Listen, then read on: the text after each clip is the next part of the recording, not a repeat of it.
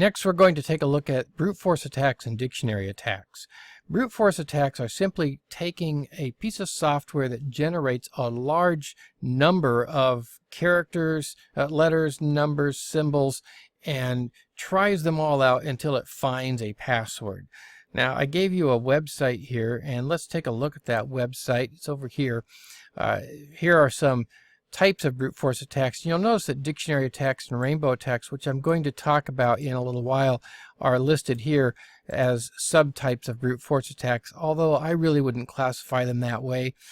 So we're just talking only about what we would call a brute force attack here. So here's what it might look like.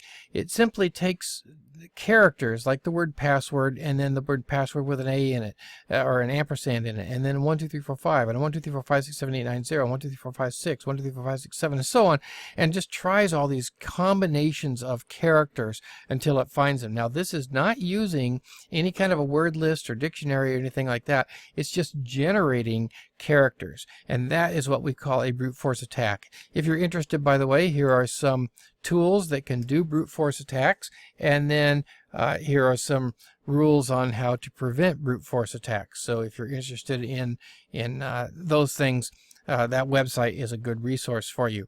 The other one that we want to talk about here is the dictionary attack, and really the only difference between a brute force attack and a dictionary attack is that the dictionary attack uses word lists, and that's the important thing here, a word list. Let's go back here to this website again, and I have a site here on dictionary attacks and what they look like.